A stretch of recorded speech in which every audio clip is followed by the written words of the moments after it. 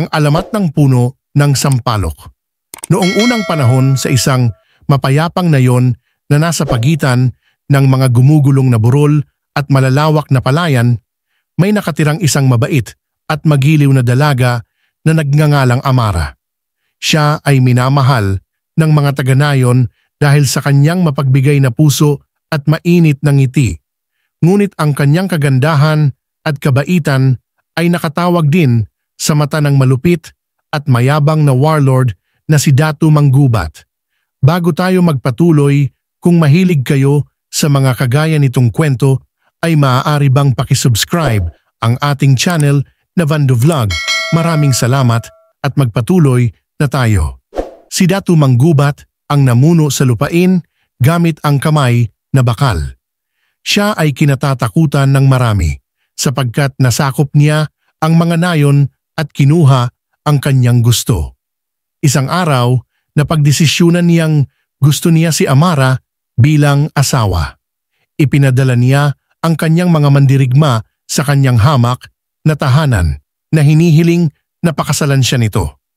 Hindi ako makakapag-asawa sa taong hindi ko mahal, matigas na sabi ni Amara, bagaman nangingibabaw ang takot sa kanyang puso. Sa galit sa kanyang pagtanggi, inutusan ni Datu Manggubat ang kanyang mga tauhan na hulihin siya. Ngunit si Amara ay matulin at matalino. Tumakas siya sa kalaliman ng kagubatan, tumakbo ng mabilis hanggat kaya siya ng kanyang mga paa. Nanalangin siya sa mga espiritu ng lupain para sa tulong, at nang marating niya ang paanan ng isang matayog at sinaunang puno, siya ay bumagsak sa pagod. Narinig ng mga espiritu ang kanyang pagsusumamo at naawa sa kanya. Binago nila siya bilang isang puno, ang kanyang maselan na mga kamay ay nagiging payat na mga sanga, at ang kanyang mga luha ay naging maliliit, kayumangging mga pod na nakasabit sa puno na parang maliliit na parol. Nang dumating si Datu Manggubat at ang kanyang mga tauhan, ang tanging nahanap nila ay ang mahiwagang puno. Ang mga dahon nito ay mahinang kumakaluskos sa hangin.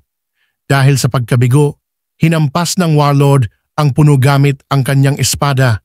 Nahati ang isa sa mga pod nito. Napuno ng mabangong amoy ang hangin at nalasahan niya ang gintong pulp sa loob. Parehong matamis at maasim, tulad ng pagmamahal at pighati na naramdaman ni Amara. Napamura ang warlord at umalis, hindi alam na ang puno ay ang dalagang dati niyang ninanais. Mula sa araw na iyon, tinawag ito ng mga taga-nayon na Tamarind Tree bilang pag-alaala sa mapait na kapalaran ni Amara. Pinahahalagahan nila ang bunga nito sa paniniwalang dala nito ang espiritu ng mabait na dalaga na minsang lumakad sa gitna nila.